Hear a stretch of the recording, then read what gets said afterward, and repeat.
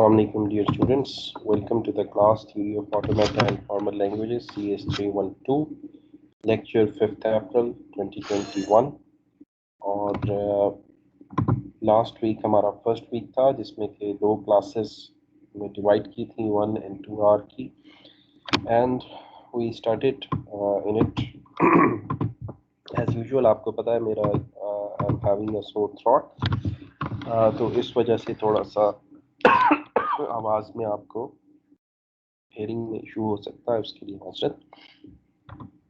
तो पिछले हफ्ते स्टूडेंट्स हम थोड़ा सा रिकैप कर लेते हैं कि हमने लास्ट वीक क्या स्टडी किया था। आपको अगर याद हो कि वेरी फर्स्ट लेक्चर में हमने कोर्स का इंट्रोडक्शन किया था और यहाँ पे as usual I am going to open the course outline which is already shared with you. Course folder में आपने वो डेफिनेटली डाउनलोड की होगी। तो let me extract it from the as well same folder और उसी में से ही ओपन करते हैं।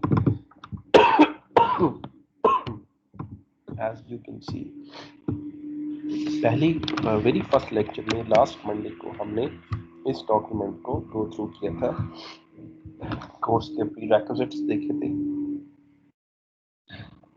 एंड वी आल्सो सॉ कि इस कोर्स का पर्पस क्या है। इसकी डिस्क्रिप्शन में हमने देखा था इस कोर्स का थर्स्ट क्या है, जो कि इसके नाम से भी जाहिर है, वो भी हमने देखा था।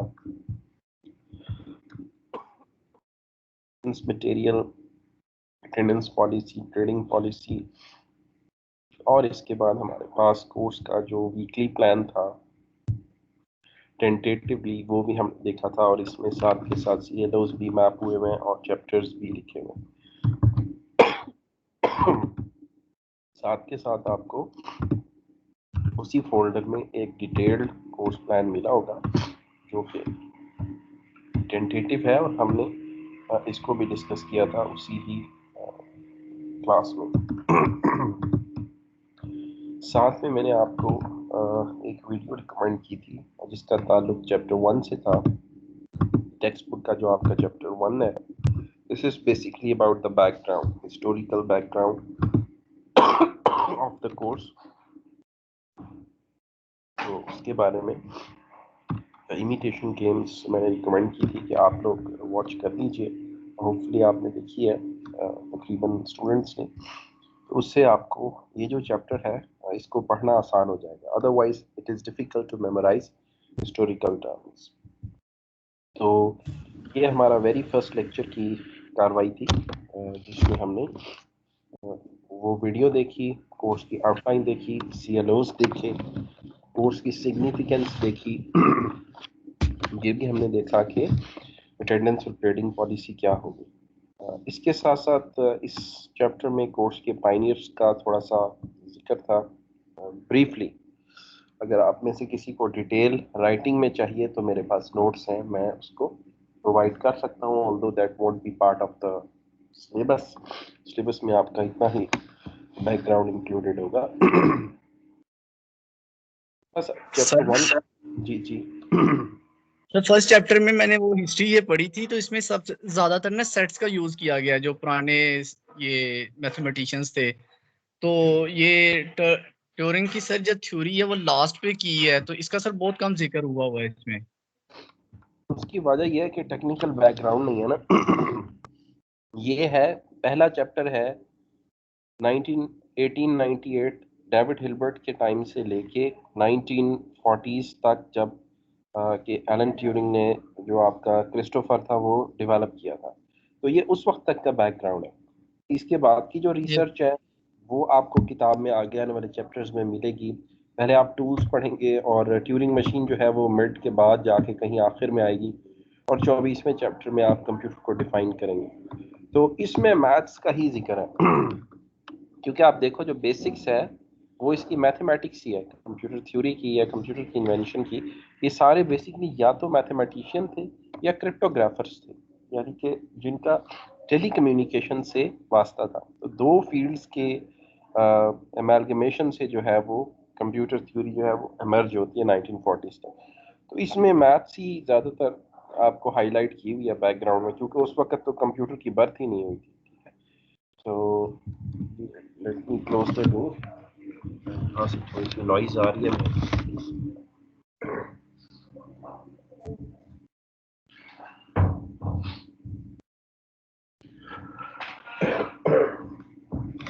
ओके जी, तो इस चैप्टर में है ही आपका मैथमेटिकल बैकग्राउंड, क्योंकि कंप्यूटर की बर्थ ही इसके बाद होती है, जहाँ पे ये चैप्टर एंड होता है, that is the Turing machine और कंप्यूटर्स, एक ही बात है।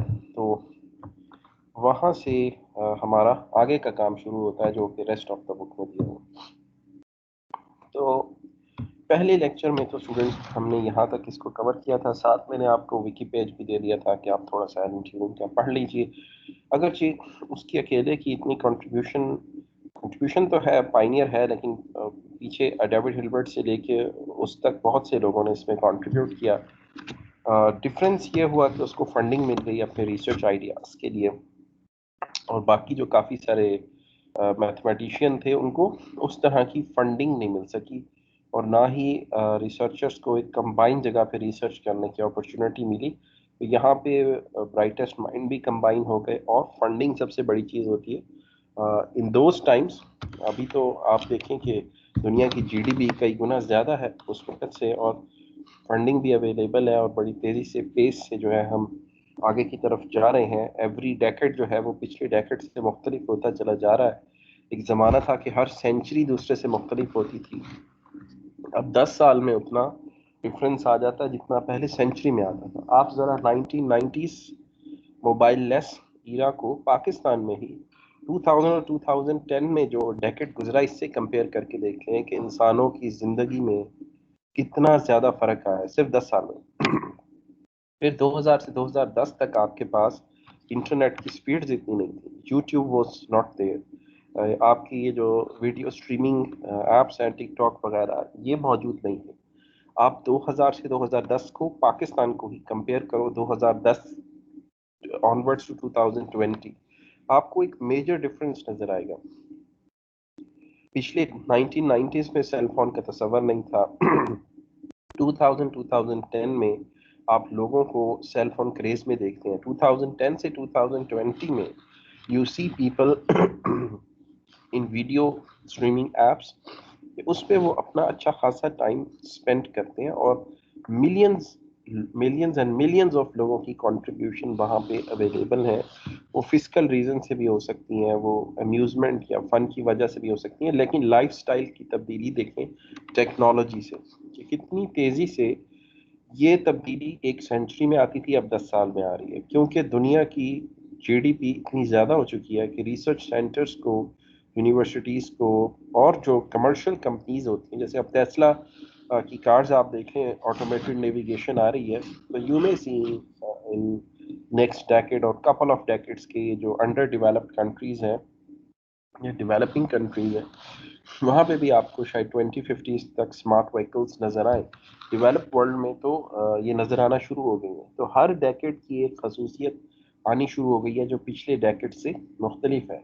तो सेंचुरी की जो प्रोग्रेस है वो इस वक्त इंसान लीप फॉरवर्ड कर रहा है इन 10 years, गोइंग वेरी फास्ट। और यहाँ पे क्योंकि हम कंप्यूटर थ्योरी पढ़ रहे हैं, मैं ऐड करता चलूँ कि थ्योरिस्ट का मानना है नॉलेज के दो हिस्से हैं, applied and theory. This is not the most modern age in human race history. There were times जो कि सस्पेक्ट किए जाते हैं कि इससे ज़्यादा एडवांस थे। जैसा कि आप अगर बीसी में, बिफोर क्राइस्ट में चले जाएं 3000 साल पहले, तो आपको रिसर्च मिलेगी कि वायरलेस इलेक्ट्रिसिटी ट्रांसमिशन सिस्टम मौजूद था। ठीक है, उसमें तार के बगैर जो लाइट्स हैं वो ऑन की जाती थी रात के वक्त, इवन फेरोज के ज़माने में। ठीक है, वो अगर आप थ्योरेटिकल नॉलेज पढ़ेंगे तो आपको मिल जाएंगी ये रेफरेंसेस। इसी तरह विदाउट पिलर्स हैंगिंग गार्डन्स जो है वो माजी की जो सिविलाइजेशंस थी उन्होंने कंस्ट्रक्ट किए हैं, जिसके सबस्क्रिप्ट लिखे हुए सबूत जो है वो तारीख में मिलते हैं। तो ये मोस्ट मॉडर्न एज में भी नहीं है, हाँ, नॉन हिस्ट्री की मोस्ट मॉडर्न एज है विद प्रूफ्स, लेकिन ऐसे शवाहिद मिलते हैं कि इंसान इससे ज़्यादा तरक्की माजी में कर चुका। तो फिलहाल नॉन हिस्ट्री के अंदर जो कि तकरीबन 8 से 10,000 साल की है, उसके अंदर हमें ये नज़र आता है कि इंसान इस वक्त काफ़ी पेस पे प्रोग्रेस कर रहा है और उसका लाइफस्टाइल बड़ी तेज़ी से तब्दील हो रहा है, और ये नहीं पता कि हम अपनी डिस्ट्रक्शन की तरफ जा रहे हैं ग्लोबल वार्मिंग की सूरत में, या हम आसानी की तरफ जा रहे हैं। वी नेवर नो कि पेस की वजह से, अभी हमने पिछले लेक्चर में भी बात की थी कि इंसान का जो लाइफस्टाइल चेंज हुआ है कंप्यूटर से, कंप्यूटर थ्योरी हम पढ़ रहे हैं, इससे जहाँ फ़ायदे हुए वहाँ नुकसान आती हैं कि इंसानों की जॉब्स जो हैं वो रोबोट्स ने ले ली है, मशीन्स ने ले ली है। अब इंसानों के कंपेनियंस भी मशीन्स बनती चली जा रही हैं, रोबोट्स, तो इंसान आइसोलेशन का शिकार हो रहा है। इससे सुसाइड रेट्स बढ़ रहे हैं और डिप्रेशन इंसान की ज़िंदगी में ज़्यादा हो रहा है। तो ये चीज़ भी एनालिसिस करने की आती है। थ्योरेटिकल नॉलेज में हम रीजनिंग करते हैं, तो रीजनिंग का एक पहलू ह्यूमन साइकोलॉजी भी है कि ये जो आपकी फील्ड है कंप्यूटर्स, इसने इंसानी ज़िंदगी पे क्या असर किया। ये चैप्टर 1 में से ये एनालिटिकल रीजनिंग क्वेश्चन निकलता है। जैसे मैंने कोर्स लास्ट वीक भी बताया था कि आपने थोड़ी सी रीजनिंग इसमें करती जानी है, ऑल्दो इसमें अब थ्योरी नहीं आएगी, आगे एप्लीकेशन आएगी। रीजनिंग वाला पार्ट यहाँ पे है कि इंसान की ज़िंदगी पे कंप्यूटर्स का क्या इफेक्ट हुए, पॉजिटिव और नेगेटिव। ये तो हो गया जी लेक्चर 1 हमारा, और लेक्चर 1 की थोड़ी सी एनालिटिकल रीजनिंग, यानी कि आपने अपनी सोच से ऐड ऑन करना होता है, जहाँ पे आपको थ्योरेटिकल नॉलेज जो है वो पढ़ाया जा रहा है। फिर हम थ्योरी से आ गए थे जी थोड़ा सा बेसिक्स की तरफ, और हमने बात की थी लेक्चर 2 में, आपको याद होगा स्टूडेंट्स, जुमेरात को, थर्सडे के दिन, लैंग्वेजेस क्या होती है। लैंग्वेजेस की तारीफ बयान की थी कि वे ऑफ कम्युनिकेशन है, और इसकी दो टाइप्स हमने पढ़ी थी अगर आपको याद हो। एक तो थी एब्स्ट्रैक्ट, जो कि उर्दू है, अंग्रेजी ज़बान है, और आपको अगर स्टूडेंट्स याद हो मैंने इसमें कहा था कि इसमें सिक्स सेंस और आपकी गट फीलिंग और आपके मूड्स, बॉडी लैंग्वेज, ये सब काम करता है। और ये सिमेंटिक ओरिएंटेड या सिमेंटिक बेस्ड लैंग्वेज है, ऑल्दो हर लैंग्वेज के दो ही हिस्से होते हैं, सिंटेक्स, असूल व ज़वाबित, सिमेंटिक्स, मीनिंग्स। ठीक है, इसमें मीनिंग्स पे ज़्यादा फोकस है, जबकि दूसरी लैंग्वेज जो हमने इस किताब में पढ़नी है, इस कोर्स का नाम ही आप गौर करें, theory of formal language, theory of automata and formal languages. So abstract language का इसके बाद इसमें नाम नहीं आएगा पूरे कोर्स में, हमने पढ़नी है फॉर्मल लैंग्वेज।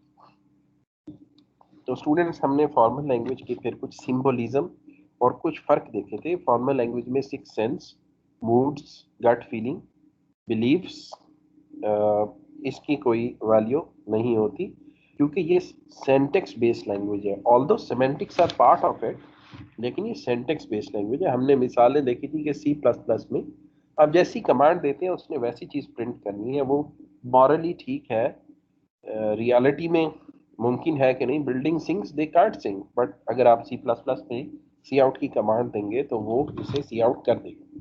2+2 को अगर आप 5 शो कर देंगे वहां पे सी आउट में, तो वो शो कर देगा। तो फॉर्मल लैंग्वेजेस असूल ज़वाबित पे काम करती हैं, they are called syntax based languages. फिर हमने इसमें वर्ड ऑफ नो लेटर देखा था, ये बहुत अहम सिंबल है, अहम कॉन्सेप्ट है। सिंबल इसके लिए यहाँ इस किताब में लैम्डा यूज़ हुआ है, मुख्तलिफ टेक्स्ट में मुख्तलिफ सिंबल्स यूज़ होते हैं। फिर रिपीट करता चलो, इस कोर्स के विलिंगली स्टैंडर्डाइज सिंबल सेट मौजूद नहीं है, जैसा कि आपको मुख्तलिफ दूसरी कंप्यूटर की स्ट्रीम्स में मिलता है। कंप्यूटर नेटवर्क्स में आपको स्टैंडर्डाइज सिंबल सेट मिलता है, ठीक है। इसी तरह से आप अगर मैथमेटिक्स में चले जाएं तो वहाँ पे स्टैंडर्डाइज सिंबल सेट है, और इसी तरह आप अगर इनकोडिंग में चले जाएं, प्रोग्रामिंग में, तो आंसर, यूनिकोड, आपको स्टैंडर्डाइज सिंबल सेट मिलते हैं कंसोर्टियम से, जो कि स्टैंडर्ड्स को मेंटेन करते हैं। लेकिन यहाँ पे जान के नहीं रखा गया ताकि लिमिटेशंस जो हैं वो ना आए इंसान की सोच पे, क्योंकि इस कोर्स का मकसद ये है to go beyond the limits. तो ये भी हमने डिस्कस किया था जी थर्सडे को। लेमडा की कुछ खसूसियात डिस्कस की थी हमने। फिर हमने लैंग्वेज और सेट के अंदर सेट थ्योरी के कुछ सिंबल्स बोरो करके लैंग्वेजेस में इस्तेमाल किए। और फिलहाल शुरू के चैप्टर्स में आपको चौथे चैप्टर से पहले सेट और लैंग्वेज एक ही चीज़ लगेगी। जब आप रेगुलर एक्सप्रेशंस पढ़ेंगे, ये जो आपको नजर आ रहा है fourth chapter, then you will realise set और लैंग्वेजेस में थोड़ा सा फर्क, कंप्रिहेंसिव डिफरेंस मौजूद है, although we will borrow symbolism from set theory. Regular expressions means logic expression. जब वो चैप्टर आएगा I am going to discuss this with you. ये हमने कुछ सेट थ्योरी से ही मिलते जुलते कॉन्सेप्ट्स यहाँ पे किए थे। क्लीनी स्टार क्लोजर को भी देखा था हमने इसी चैप्टर के अंदर। और सेट लिखना तो आपको पाँचवीं छठी क्लास से आता है, और मैट्रिक में भी आपने उसके डिस्क्रिप्टिव मेथड, सेट डिटरमिनेशन, ये सारी चीज़ें पढ़ी होंगी। यहाँ पे थोड़ी सी एक दफ़ा से फिर आ गई थी। एंड मार्कर के सिंबल में देखा था जो इस किताब में इस्तेमाल होगा। लेंथ के फंक्शन को भी देखा था, पैलिंड्रोम की लैंग्वेज को भी हमने देखा था इसमें। तो ये था हमारा, और एक आपका प्रूफ भी था जो कि मैं आज आपको नहीं करा पाऊंगा। उम्मीद है शायद कैंपस जो है वो रोटेशनल बेसिस पे ओपन हो जाए। सुनने में ये आ रहा है कि उसमें 1 by 1 सेशन जो है वो उसको वीकली परमिशन शायद दी जाए, या फिर 50% वाला काम बहाल हो जाए। कल मीटिंग है मिनिस्टर ऑफ एजुकेशन की, NCOC और प्रोविंसेस के साथ, और इसमें एक्सपेक्ट किया जा रहा है कि शायद यूनिवर्सिटीज़ के अंदर 50% अटेंडेंस जो है वो अलाउ कर दी जाए, तो that will be very good. तो आप लोग वापस ऑन कैंपस आ जाएंगे 11 अप्रैल से। तो फिर अगर ऐसा हो जाता है तो हमें थोड़ी सी लिबर्टी भी मिल जाएगी और आसानी भी हो जाएगी कोर्स को, इसको भी और ऑपरेटिंग सिस्टम को भी सही से आगे लेके चलने में, क्योंकि face to face team work का एजुकेशन सेक्टर में नेमुल बदल मौजूद नहीं है। ODL is a method but it's not that effective जितना कि फेस टू फेस इंटरेक्शन और आप लोगों का यूनिवर्सिटी पे स्टे करके एक एकेडमिक एनवायरनमेंट के अंदर स्टडी करना in a competitive atmosphere, that is very much productive for the students to acquire knowledge. So let's see कि क्या होता है। तो इसके साथ मैंने आपको इसकी एक्सरसाइज भी दी थी। मैं आपको चैप्टर 2, 3 और 4 तीन चैप्टर की एक्सरसाइज दूंगा, आपने सॉल्व करके अपने पास रख लेनी है। उसके बाद एक लेक्चर होगा चैप्टर 4 ख़त्म करने के बाद, मैं सारी एक्सरसाइजेस आपको सॉल्व करा दूंगा और उसका सॉल्यूशन सेट अपलोड कर दूंगा ग्रुप के ऊपर। तो आपने वहाँ से अपना टैली कर लेना है। और ये इतने बुनियादी सवाल हैं कि इसमें आपको पूछने की ज़रूरत नहीं पड़ेगी, बहुत ही बेसिक क्वेश्चन है। जैसा कि मैंने कहा चैप्टर 5 से मैं आपको अप्लाइड क्वेश्चन सेट ला कर दूंगा, जो कि ओवर द ईयर्स आपके सीनियर्स को पढ़ाते हुए वो डेवलप है किया है। Applied question set real time problems में अप्लाई करने वाले जो प्रॉब्लम्स होते हैं उनको सॉल्व आप लोग करोगे, वो मैं आपको दूंगा और वो आप सॉल्व करेंगे। और चैप्टर 5 है ग्राफ थ्योरी। 4 तक एक्सप्रेशन है, आगे पूरी किताब में ग्राफ थ्योरी इस्तेमाल हो रही है। ग्राफ थ्योरी के अंदर आपको खुद पता चल जाएगा मैंने सही किया है कि नहीं, ठीक है। Self testing mechanism graph theory में मौजूद है। वहाँ पे आपने स्टार्ट से एंड पे एंड रिजल्ट जनरेट करना होगा, और अगर एंड रिजल्ट नहीं सही जनरेट हो रहा होगा तो यू गाइस विल नो कि आप कहीं पर गलती कर आए हैं मशीन को डिज़ाइन करने में, ठीक है। हम यहाँ पे ग्राफ थ्योरी की जगह मशीन का लफ्ज़ इस्तेमाल करेंगे। ट्यूरिंग मशीन भी आप जब पढ़ेंगे तो आपको नज़र आएगा, एक उसकी डिस्क्रिप्शन एक ग्राफ की शक्ल में ही आपको नज़र आएगी, डायरेक्टेड ग्राफ की शक्ल में। एनीवेज जी, तो हमने क्लीनिंग स्टार क्लोजर के साथ साथ किसी लैंग्वेज का प्लस लेना भी सीखा था, और लैम्डा के ऊपर भी हमने देखा था कि इसका क्या असर होता है, कि अगर किसी खाली सेट का या एम्प्टी लैंग्वेज का हम क्लोजर लें तो उसका नतीजा क्या होता है, उसमें सिर्फ एक ही एलिमेंट होता है और वो होता है लैम्डा। इसी तरह प्लस में किसी लैंग्वेज का मतलब ये होता है कि पावर 1 to n चलेगी और उसमें लैम्डा नहीं होगा अनटिल अनलेस कि लैंग्वेज के अंदर पहले से लैम्डा मौजूद था, तो वो फिर प्लस में भी वो आ जाएगा। होपफुली आपने ये प्रूफ भी कर लिया होगा, नहीं तो जैसा कि मैंने आपसे कहा कि ये तो मैं जुमेरात को आपको करा दूंगा। एक्सरसाइजेज जो हैं वो मैं तीनों चैप्टर्स की इकट्ठी आपको कराऊंगा, तो वो बेसिक बहुत है। आप अपने पास पेपर पे करके रखते जाइए। एक आप नोटबुक बना लीजिए कंप्यूटर थ्योरी की, या आपके पास नोटबुक है तो उसके कुछ पेज रिजर्व कर दें इस कोर्स के लिए, और इसमें आपने शुरू के 3 चैप्टर्स की एक्सरसाइज कर लेनी है। फिर आपको हर चैप्टर के बाद एक प्रॉब्लम सेट मिला करेगा। वो प्रॉब्लम सेट, और ऐसा भी हो सकता है कि आधी क्लास को एक मिले, आधी क्लास को दूसरे प्रॉब्लम सेट मिले, ठीक है। वो आपने अपने उसी नोटबुक में सॉल्व करते जाना होगा, और फिर ये आपको काफ़ी काम आएंगे आगे वाले कोर्सेज में भी, पीएल में और कंपाइलर में। इसको आपने फेंक नहीं देना है, बिकॉज ये प्री रैक है उन 2 कोर्सेज का। इसमें जो पढ़ोगे वहाँ पे ये काम आना है काफ़ी, ठीक है। तो इसके अलावा हम इन मशीन्स को कंप्यूटर में प्रोग्राम भी कर सकते हैं, ठीक है।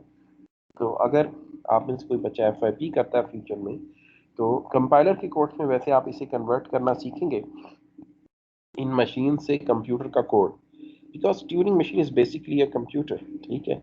तो आप जब उस लेवल पे पहुंच जाएंगे, इसको ट्रांसलेट करेंगे, तो आपको लाइब्रेरी में FYP भी मिल जाएगा। 11 सेशन 2011 कंप्यूटर साइंस रचना से प्रोजेक्ट किया था जी। स्टूडेंट नेम वो सादिया, और उसने इंक्रिप्शन डिक्रिप्शन पे किया था। Interestingly she studied enigma machine from the internet, although हम प्रोक्योर तो नहीं कर सके थे उस मशीन को, क्योंकि दैट वाज वेरी कॉस्टली। कुछ उसके अवेलेबल हैं, या उससे उसके जो प्रोटोटाइप्स हैं वो अवेलेबल हैं, but those were very costly. तो फिर सिमुलेशन के ऊपर ही सारा उसने काम किया था, and that was a very good project 2011 session में। फिर उसके बाद कुछ बच्चे थे, 2 स्टूडेंट्स थे, उन्होंने ग्रुप में काम किया था। इसका इंडिविजुअल था, और आई थिंक उनका सेशन था 12 या 13। सैयद वसीम उस बच्चे का नाम था, और बच्ची का नाम आई थिंक आमना था। दे जॉइंटली, आमना नहीं, I think I forgot her name, अरबा, आई थिंक, यस, अरबा रुबा was the name of the female student and Sayyid Wasim was the name of the male student. इन दोनों का ग्रुप था, और फिर इन्होंने ऑल्दो इंक्रिप्शन पे तो काम नहीं किया था, इन्होंने कंप्यूटर थ्योरी का इस्तेमाल किया था स्टेटिस्टिकल प्रेडिक्शन के अंदर। ये जो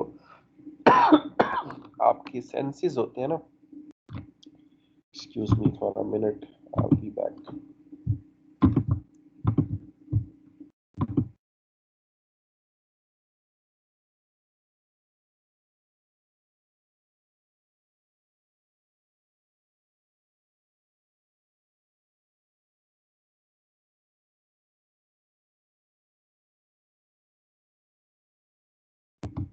जी, welcome back, sorry for the disruption. तो as I told you, I have a sore throat, तो ये थोड़ी बहुत आपको डिस्टर्बेंस बर्दाश्त करना पड़ेगी।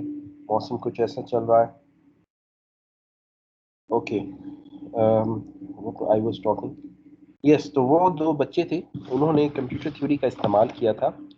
पाकिस्तान का जो डिपार्टमेंट ऑफ स्टैटिस्टिक्स है, उसके साथ उन्होंने कोलैबोरेशन की थी। और ये जो सेंसिस होता है, मरदमशुमारी, इसके अंदर एक एक्सपर्ट इंजन बनाया था उन बच्चों ने। बहुत अच्छा काम था उनका, बहुत ज़बरदस्त काम था। और अभी वो जो लड़का है, उसने कोरिया से MSc कर ली है माशाल्लाह, और स्कॉलरशिप पे गया था, और 3-4 पेपर भी उसने लिख लिए हैं। अभी वहीं पे जॉब कर रहा है, and the female student is a teacher in some university in, I don't know, somewhere in Pakistan, बट दोनों परफॉर्मिंग वेल। तो ये 2 प्रोजेक्ट्स थे। Although very few students take computer theory projects because they are very dry and challenging, लेकिन बच्चे करते हैं। इसी तरह एक और स्टूडेंट थी, Aamna, I think she was from 10 और 11, मुझे सही, या 12 से या 13 तक, 12 या 11 सेशन मुझे भूल गया। उन्होंने भी इस पे काम किया था, और उनका काम भी जो था वो इंक्रिप्शन और डिक्रिप्शन के ऊपर था, जो कि बेसिकली कंप्यूटर की, इलेक्ट्रोमैकेनिकल कंप्यूटर की इजाद की वजह भी बनी। तो उनका काम भी इस पे था। 3 प्रोजेक्ट्स मैंने अब तक कराए हैं इस पे, और बाकी इसका सहारा अक्सर बच्चे ले लेते हैं।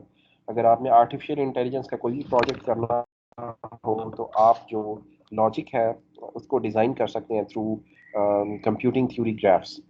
इसमें रेगुलर लैंग्वेज और नॉन रेगुलर लैंग्वेज टूल्स आप पढ़ेंगे। उसमें एक्सपर्ट इंजन डिज़ाइन करते हुए आप अच्छी खासी, और साथ के साथ आप टेस्टिंग करते हुए अपने मॉडल की का इस्तेमाल कर सकते हैं।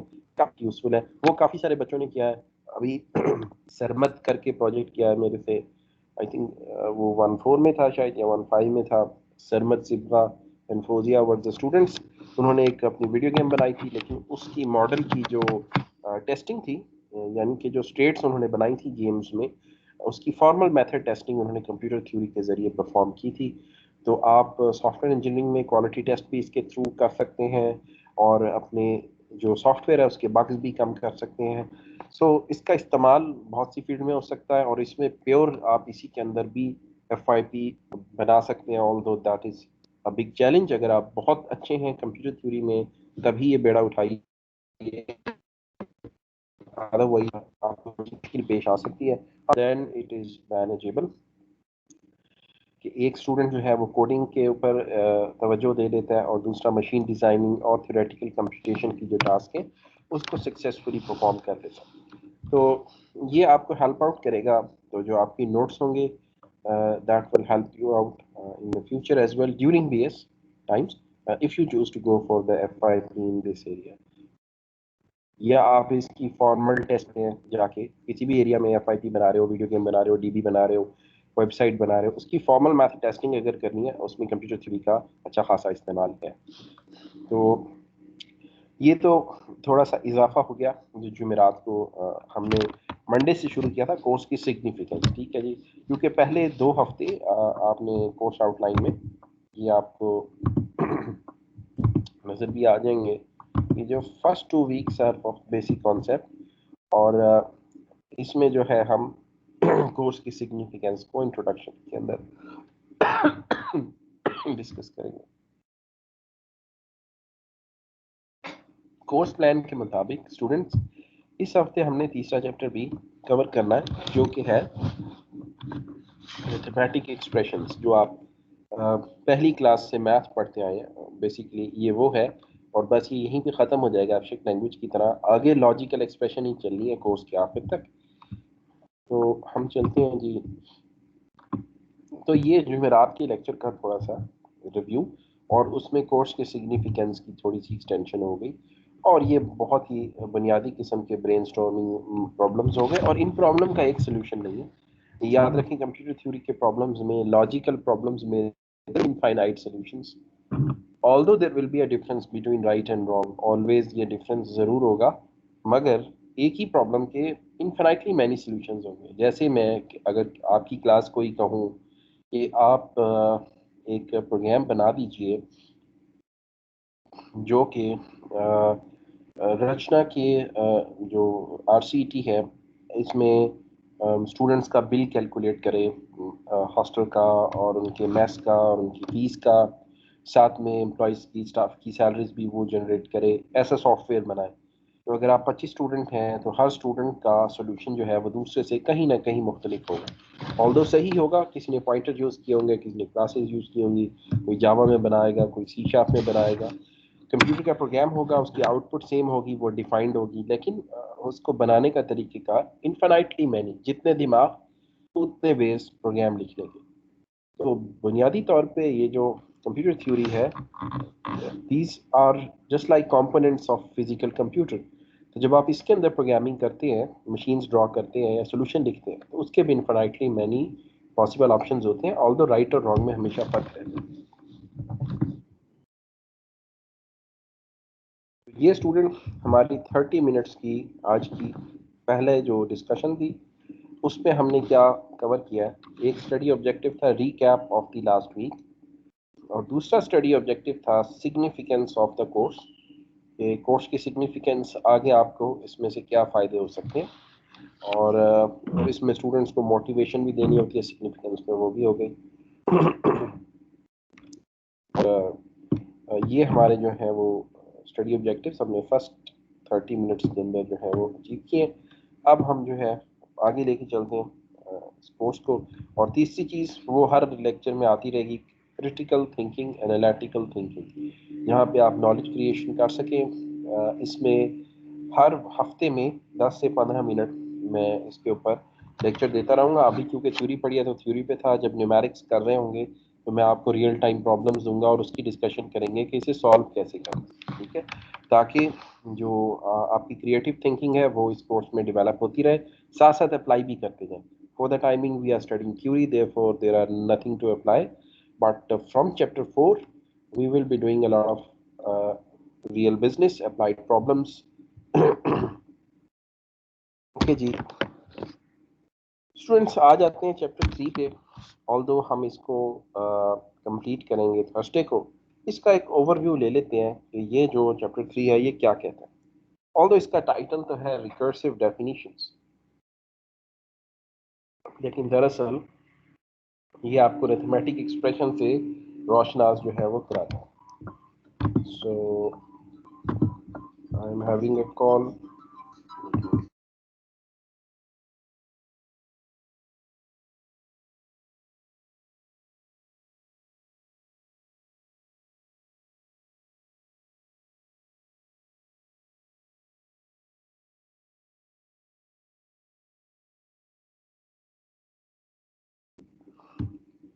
ओके जी, तो चैप्टर का नाम हमारा है रिकर्सिव लैंग्वेजेस या recursive definitions. Although first of the chapter is on arithmetic expressions. अब रिकर्जन आपने एफएससी में भी की होगी और आपने रिकर्जन जो है वो डेटा स्ट्रक्चर्स में भी की होगी, प्रोग्रामिंग की कोर्स में भी की होगी, रिकर्सिव प्रोग्राम्स बनाए होंगे, tower of Hanoi etcetera etcetera. यहाँ पे हम देखते हैं कि रिकर्जन होती क्या है, उसकी क्या प्री कंडीशंस हैं। रिकर्जन में जी 3 रूल का फरमा होंगे, क्योंकि अब हम कंप्यूटर थ्योरी पढ़ रहे हैं, हम इसमें बेस को देखेंगे और उसको सोचा भी करेंगे कि ऐसा क्यों है। पहले हमें बेस बनानी होगी रूल 1 में, याद रखिए हमेशा कोई भी लैंग्वेज की रिकर्सिव डेफिनेशन आपने देनी है उसके 3 हिस्से होंगे, base, other elements through base, जितने भी और एलिमेंट्स आप उस लैंग्वेज में उस सेट में जनरेट करोगे याद रखें स्टूडेंट्स, वो बेस को इस्तेमाल करके बनेंगे, डायरेक्टली और इनडायरेक्टली। रूल 3 ये बोलता है कि आपके पास whatever you will produce in this language in this set will be by the n minus 1 rule stated above. Nothing else will be regarded as part of the language. ठीक है, तो कोई भी चीज की रिकर्सिव लैंग्वेज लिखें तो आपको एक बेस चाहिए होगी। इंसान को ले लीजिए, इंसान को रिकर्सिवली डिफाइन कर सकते हैं हम। अब इसने इवन को डिफाइन किया है, 2 is in even, if x is in even then so is x plus 2। Base को इसने हर सक्सेसिव टर्म को जनरेट करने में इस्तेमाल किया। तीसरा रूल क्या कह रहा है, इसके अलावा, इन 2 रूल्स के अलावा कोई तीसरा तरीका नहीं है एलिमेंट को जनरेट करने का। ठीक है जी, इंसान की रिकर्सिव डेफिनेशन देख लेते हैं। इंसान की बेस सोचिए, इब्तदा हमारी कहाँ से, आदम अलैहिस्सलाम से है, जो नोन हमारे पास है, और फिर जो आदम अलैहिस्सलाम की औलाद थी, जाहिर है कि उनके दुनिया में होने की वजह से बनी बीबी हव्वा और आदम अलैहिस्सलाम, रीजनरेशन। और फिर जो इंसान का डीएनए है वो आपको पता है कि वो बाकी दूसरी स्पीसीज से मुख्तलिफ है। आप कोई भी तोता ले लीजिए, बंदर ले लीजिए, बंदर से काफ़ी सिमिलैरिटी है, लेकिन डीएनए सिग्नेचर्स हर स्पीसी के अपने हैं। तो हमारी जो बुनियादी तौर पे बेस है वो डीएनए स्ट्रक्चर है that is passed on from the first human being. जो अगर हम रिलीजियस बुक्स में देखें, रिलीजियसली आदम अलैहिस्सलाम है, काफ़ी सारे रिलीजन्स में, क्रिश्चियनिटी में भी और इस्लाम में भी और जूज़ में भी, ये जो आसमानी रिलीजन्स हैं ये मानते हैं कि आदम अलैहिस्सलाम पहले इंसान थे। तो चलें इस बहस को छोड़ देते हैं, who was the first human being. जो भी फर्स्ट ह्यूमन बीइंग था उसके डीएनए सिग्नेचर जो है वो हर इंसान में जो भी रेप्लिकेट हो रहा है उसमें उसमें इस्तेमाल हो रहा है, यानी कि बेस जो है वो रिकर्सिवली यूज हो रही है, एक चेन है, एक आपका चेनिंग प्रोसेस है जिसमें वो इस्तेमाल हो रही है। ठीक है, तो किसी भी सेट को, वो अप्लाइड नेचर का हो जैसे अभी हमने इंसान की बात की, या वो मैथमेटिकल इन नेचर हो। और मैथ्स क्या चीज़ है, what is maths? It is the imagination to describe real things in numbers. जो आपको चीज़ें नज़र आती हैं असल ज़िंदगी में, हकीकत में, उसकी इमेजिनेशन है। ग्रीक और लैटिन दौर से ये शुरू होती है। वो किसी चीज़ को देखते थे और दरख्त को, तो वो कहते हैं कि हाँ जी ये जो है ये एक राइट एंगल प्रोड्यूस कर रहा है 90 का, ठीक है। ये क्या इमेजिनेशन है। अगर किसी बिल्डिंग की शेप ट्रायंगल की तरह है तो उन्होंने उसको ट्रायंगल का नाम दे दिया। तो ये इंसान का तखय्युल है। और याद रखें, human mind is not perfect. The most perfect creation of human mind are computers. And you see bugs in computer programs, which means 100% accuracy is not guaranteed even in the most sophisticated creation of human mind. So इंसान का जो तखय्युल है, जो इंसान sketch करता है real time की चीज़ों को, उसमें इम्परफेक्शन शामिल होगी। इसीलिए हम थ्योरेटिकल नॉलेज को पढ़ते हैं, ये देखने के लिए कि इम्परफेक्शन कहाँ कहाँ है। मैथ्स में भी है, फिजिक्स में भी है, कंप्यूटर में भी है, थ्योरी का पार्ट है। जो चीज़ें प्रूफ हो जाती हैं काफ़ी हद तक करेक्ट, वो चली जाती हैं अप्लाइड नॉलेज में, और जो इस प्रोसेस में होती हैं वो लॉजिकल नॉलेज के अंदर ही रहती हैं। तो ये जो आपको नंबर्स नज़र आ रहे होते हैं, इवन, ऑड, 1 2 3, ये इंसान की इमेजिनेशन है। Geometrical drawings, geometrical shapes, geometrical loss, these are the imagination of human thinking about the real thing. अगर आप, मैंने पिछले हफ्ते भी बात की थी, मैथ में किसी दरख्त को ये प्रूव कर दें कि वो उल्टा ग्रो कर सकता है और जबकि रिवर्स ग्रो नहीं कर सकता है, तो फिर इसका मतलब कि आपकी इमेजिनेशन गलत साबित होगी। और ऐसा होता भी रहा है, और इसी वजह से डेविड हिल्बर्ट ने 23 प्रॉब्लम में 10वां प्रॉब्लम दिया था कि आप ऑटोमेशन जो है उसके ऊपर फोकस करें, ताकि आपको ऑटोमेशन से वक्त बचेगा और ये पता चलेगा कि प्रॉब्लम सही है या नहीं। उस तरफ मैं नहीं जाऊंगा, क्योंकि वो हम थ्योरी ऑफ मैथमेटिकल थ्योरी में चले जाएंगे, कंप्यूटर थ्योरी से, अगर मैं हम उसको ज़्यादा डिस्कस करें। ओके, वापस आ जाते हैं। अभी तक हमने स्टूडेंट गुज़िश्ता 7 मिनट में रिकर्सिव लैंग्वेज के 3 असूल सीखे। जब भी किसी सेट को, लैंग्वेज को रिकर्सिवली डिफाइन करेंगे, पहले उसकी बेस पर आएंगे रूल 1 में, और उसके बाद सक्सेसिव रूल वो n-1 रूल्स में बेस से सक्सेसिव टर्म्स बनाएंगे।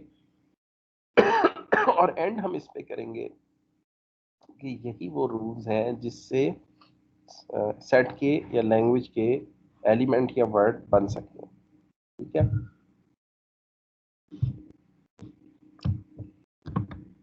ऊपर देखें, इसने नॉन रिकर्सिव डेफिनेशन भी दी हुई है। Even is the set of all positive whole number divisible by 2। एक और उसने दी हुई है, even is the set of all 2n where n is equal to 1 2 3 4। So आप किसी नॉन रिकर्सिव डेफिनेशन को रिकर्सिव बना सकते हैं। अब जुमेरात को हम नेक्स्ट जो हमारी क्लास होगी उसमें ये भी देख लेंगे कि रिकर्सिव से हमें बेनिफिट क्या होता है। ऑल्दो इसकी प्रोसेसिंग जो है, नंबर ऑफ सीपीयू साइकिल्स की तो आप बात नहीं कर सकते, जो आपकी प्रोसेसिंग है that will take more time. जो एक सादा डेफिनेशन होगी वो उससे जल्दी हो जाएगी, और रिकर्सिव जो है that will take more time. लेकिन रिकर्सिव डेफिनेशंस में बेस को ट्रेस करना आसान होता है कि ये सिलसिला शुरू कहाँ से हुआ है। You can trace the base, और पीछे की टर्म्स की तरफ जाना भी एक चेन की शक्ल में आपके पास सक्सेसिव टर्म्स होती हैं, और उनकी ट्रेसेबिलिटी निस्बतन आसान होती है, ठीक है। तो इस चैप्टर में ये उसने रीजनिंग दी हुई कि रिकर्सिव हम क्यों इस्तेमाल करें, ठीक है। और अब इसमें देखें, रिकर्सिव की ही एक दूसरी फॉर्म डेफिनेशन के लिए, 2 is in even, rule 2, x is equal to 2। अब y कैसे जनरेट होगा कि y जो है आपका 2 इंटू 2 4 इज इन इवन, ठीक है। अब 2 और 4 दो एलिमेंट इवन में हो गए। अब देखिए, इसने x और y को जमा किया। ऊपर इसने बताया भी हुआ है कि रूल 1 है बेस, रूल 2 में x प्लस वाई करते जाओ। अब 2 प्लस 2 किया 4 हो गया। अब कितने इवन हमारे पास नंबर हो गए, 2 और 4, यानी कि बेस एक्सटेंड हो गई 2 4। अब 2 4 से हमने 6 बना लिया। अब आपकी बेस कितनी हो गई, 2 4 6। इस तरह बेस एक्सटेंड भी हो सकती है। ऑल्दो प्राइमरी बेस एक होगी, लेकिन बेस से बने हुए अल्फाज अगली टर्म्स के लिए बेस का काम भी कर सकते हैं। ठीक है, तो अब इसने एक और एग्जांपल दी हुई है students. Rule 1 is in integer, if x is in integer then so is x plus 1। बहुत आसान डेफिनेशन है, 1 से शुरू किया और उसमें n तक इंफिनिटी तक जमा करते चले गए। तो मैंने आपको पिछले हफ्ते एक और बात बताई थी कि हम थ्योरी ऑफ इंफिनिटी एंड फिनिटिज्म का तज़किरा करेंगे। ठीक है, तो किताब से हम इस हफ्ते यही 2-3 एग्जांपल्स देंगे, जुमेरात को इस चैप्टर को कंक्लूड करेंगे। और अभी जो बाकी वक्त हमारे पास है उसमें हमने स्टूडेंट स्टडी ऑब्जेक्टिव करना है। प्रूफ अभी नहीं है, प्रूफ हम बाद में करेंगे मिड टर्म के बाद। अभी हम सिर्फ आइडिया लेंगे थ्योरी ऑफ इंफिनिटी एंड फिनिटिज्म का। तो इससे पहले कि मैं इसको शुरू करूं, मैं जल्दी से 2 मिनट्स में ये बताता चलूं कि हमने आज की क्लास में अब तक क्या स्टडी ऑब्जेक्टिव्स अचीव कर लिए। तो स्टूडेंट्स, आज की क्लास में पहला पार्ट था study objective recap of last week, ये चीज़ हो गई। उसके बाद कोर्स सिग्निफिकेंस, ठीक है, एंड मोटिवेशन, ये मैंने आपसे उसके बाद डिस्कस की। तीसरी चीज़ थी creative thinking of the topics so far covered, उसमें बैकग्राउंड ही था, तो उसकी क्रिएटिव थिंकिंग हमने कंप्यूटर थ्योरी की एप्लीकेशंस को डिस्कस किया है कि इंसान पे इसके क्या असरात पड़े। लास्ट वीक भी किया था, इस हफ्ते भी किया। ठीक है जी। उसके बाद हमने कोर्स के कंटेंट्स पे आ गए, अरिथमेटिक एक्सप्रेशंस को पढ़ना शुरू किया। अगरचे चैप्टर का नाम रिकर्सिव डेफिनेशंस है, एई मैं आपको थर्सडे को ही बताऊंगा, क्योंकि हमारे पास 2 आवर्स का टाइम होगा, हम सारी एग्जांपल्स भी कर लेंगे और अरिथमेटिक एक्सप्रेशन और रेगुलर एक्सप्रेशन दोनों को डिफाइन करके उनका कंट्रास्ट भी कर लेंगे और अगले हफ्ते से चैप्टर 4 पे शिफ्ट करेंगे। तो हमने इसमें रिकर्सिव लैंग्वेजेस की प्री कंडीशंस देखी हैं आखिरी स्टडी ऑब्जेक्टिव में, कि उसमें बेस होनी चाहिए, सारी सक्सेसिव टर्म्स बेस से जनरेट हो, डायरेक्टली और इनडायरेक्टली। इनडायरेक्टली वाली मिसाल थी दूसरी, जिसमें हमने बेस को एक्सटेंड किया था, और डायरेक्टली वाली मिसाल थी पहली, जिसमें हमने बेस को 2 ही रहने दिया। तो ये हमने जो है अब तक इसमें पढ़ा है। और अभी जो लास्ट वीक मैंने आपसे एक बात की थी कि हम थ्योरी ऑफ इन्फिनिटी एंड फिनिटिज्म को डिस्कस करेंगे, वो हम करते हुए आज की क्लास को ख़त्म करेंगे और थर्सडे को फिर यहीं से इंशाल्लाह आगे लेकर चलेंगे। मुझे उम्मीद है कि आपको जहाँ न्यूमेरिक पार्ट हम कर रहे हैं वो समझ आ रहा होगा। जो मैं थ्योरेटिकल बातें बता रहा हूँ ये आपको ग्रेजुअली खुद ही क्लियर हो जाएंगी। ठीक है, क्योंकि शुरू के ही इन 3 चैप्टर्स में, जैसा कि मैं बताया था, थ्योरी है। चैप्टर 4 से अप्लाइड पार्ट शुरू हो जाएगा और आप न्यूमेरिक्स करते चले जाओगे, और जब आप अप्लाइड सेट करोगे, question set real time problems में, तो आपकी अंडरस्टैंडिंग ब्रॉड हो जाएगी इस कोर्स के बारे में। तो आ जाते हैं थ्योरी ऑफ इन्फिनिटी एंड फिनिटिज्म। पहली चीज़ तो ये जहन में रखें, कायनात में, यूनिवर्स में nothing is infinite around you. अब मैथ्स में आप कहते हैं कि sand grains in the world is infinite, number of stars in the universe is infinite, और दे रियली इनफाइनाइट?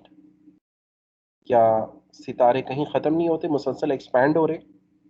क्या ज़मीन में रेत के ज़र्रात की तादाद महदूद नहीं है? क्या वो मुसलसल एक्सपैंड हो रहे हैं और उसका कोई एंड पॉइंट नहीं है? No, whatever we see around us is finite actually. The truth is that sand grains in the world are finite. Number of stars in the universe are finite. Number of oxygen molecules in our atmosphere is finite. Okay. Number of DNA strings in a human being is finite. Okay. Number of water drops, if we count 1 milligram as 1 drop of water in the oceans and seas of the world, is finite. Okay, उसमें आप ice भी शामिल कर लें, atmosphere में ice भी शामिल, सब कुछ कर लें। So everything, number of grass और number of rose flowers in the world is finite. Nothing is infinite in this world. Yes, it can increase or decrease, but there is no algorithm that is exponentially increasing and there is no end to it. And even for the sake of simplicity, we assume कि कोई चीज़ exponentially increase भी कर रही है, अगर मैं time cap लगाऊं 10:30 पे कायनात के अंदर फ्ला एटम की तादाद कितनी है, तो इस वक्त वो फाइनाइट ही होगी, ठीक है। और अगर वो इंक्रीज होगी अगले लम्हे, बढ़ भी रही है, तो वो बढ़ेगी या कम होगी, लेकिन इट डजंट मीन कि it is infinite. So infinity फिर क्या चीज़ है? इन्फिनिटी हम उस चीज़ को कहते हैं जिसे हम we are unable to compute in a finite amount of time, ठीक है। किसी एक, जैसे ह्यूमन रेस है, maybe human race is not able to compute number of stars in the universe in the entire human race time on earth, या even हमारे solar system ये जो है हमारा, इसकी रेस टाइम में हम नंबर ऑफ स्टार्स को गिन ना सकें। तो infinity inability to compute in a finite amount of time, किसी चीज के नंबर्स को फाइनाइट अमाउंट ऑफ टाइम में कंप्यूट ना कर सकना, इन्फिनिटी का नाम है। इट डजंट मीन के इन्फिनिटी एग्जिस्ट करती है, infinity not exist actually. Everything is finite even if it is exponentially increasing. मतलब बिग बैंग थ्योरी में वो कहते हैं कि जी आपकी जो कायनात है वो एक बलून शेप में मुसलसल एक्सपैंड कर रही है, लेकिन जब आप उस पर टाइम अप्लाई करें, ठीक है, उसके अंदर मादे की मिकदार को कंप्यूट करना चाहें 10:31 पे, then it will be finite, but it will be our inability to compute that. इसकी एक मिसाल जो मैं अक्सर स्टूडेंट्स को देता हूँ, सेट ऑफ नेचुरल नंबर्स है 1 से लेके 10 तक। आपकी कोई इंसेक्ट की स्पीसी है जिसकी पूरी रेस का लाइफ टाइम 7 सेकंड है, और उस इंसेक्ट की सलाहियत है कि वो 1 सेकंड में सेट ऑफ नेचुरल नंबर्स में से एक एलिमेंट को रीड कर सकता है। जब वो 10 नंबर का सेट देखेगा तो वो इंसेक्ट क्या बोलेगी स्पीसी, ये इनफाइनाइट है, बिकॉज वो अपने पूरे इंटायर रेस के अंदर 7 नंबर तक उसको पढ़ सकेगा और 3 नंबर अभी भी रहते होंगे। सो अगर हम कभी स्टार्स की तादाद को काउंट कर पाए तो वो हमारे लिए फाइनाइट हो जाएगा। सैंड ग्रेन्स हमने कभी गिन लिए दुनिया के, तो वो फाइनाइट हो जाएगा हमारे लिए। पानी के कतरे हमारे एटमॉस्फेयर में हमने ड्रॉप गिन लिए, तो वो फाइनाइट हो जाएगा, बट इट डजंट मीन कि actually that is infinite. Nothing is infinite, ठीक है।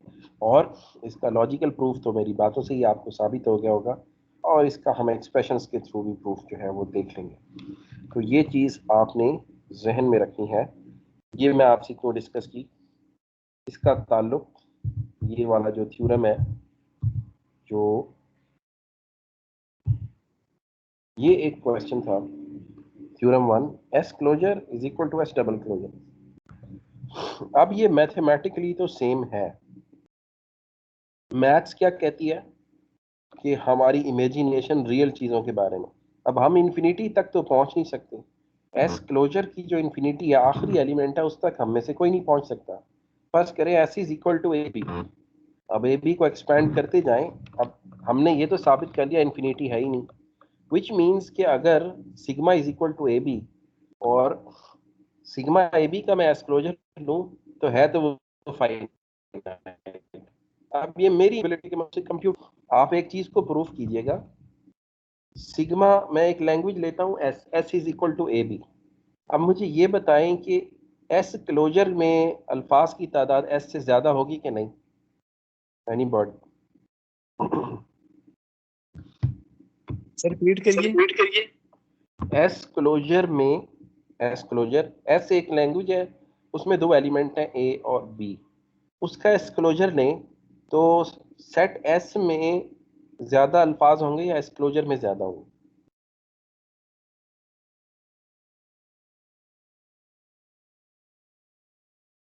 क्लोजर भूल गए आप? अभी कल तो हमने क्लोजर ये देखे, ये प्लस लिया हुआ है, इसी तरह ऊपर क्लीनी स्टार क्लोजर भी आपने लिया हुआ था।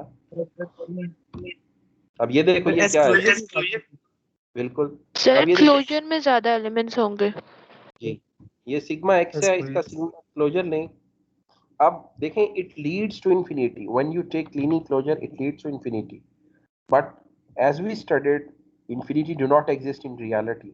So there is an end point to the set sigma closure which you see here, if sigma is equal to x and sigma plus x, x, triple x, and this goes to infinity, but that is our inability to compute. There will be a last point to this set. Now if I take sigma plus whole ka plus, are you getting my point? This is related to this theorem, the logical S closure ka closure. Now S double, number of elements in S double closure will be greater than S closure as per logic. Will not they be?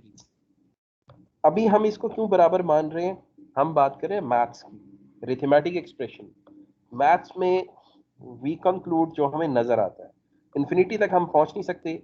जहां तक मर्जी expand करूं मैं S closure को और S double closure को, they will be equal. Therefore mathematically this theorem is true, S closure is equal to S double closure, but logically it is not, because infinity do not exist. When you expand language S, we suppose language S is equal to AB, as I can show you in the notepad. If the, let me share a notepad with you.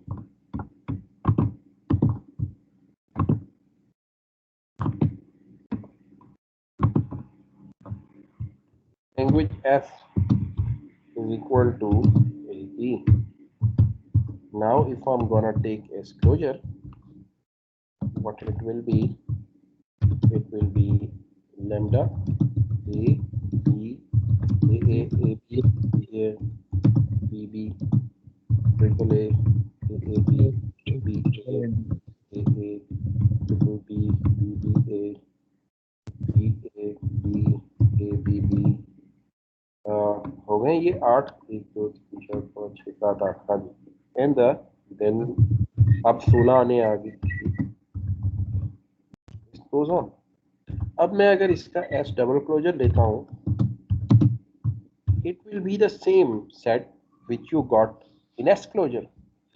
लेकिन हमने जो आज theory discuss की है, अब पहली चीज तो इससे ये साबित होती है, length of language F is less than length of language F closure. Is it true from above? Yes, sir. Extension of the set. Now same applies to, so we got length of F closure is less than length of S double closure and length of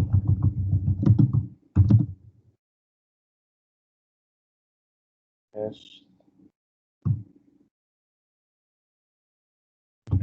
closure की power n तक मैं ले गया. तो ये generalisation आ गई, और यहाँ पे हमने लिखना है बाय लॉजिक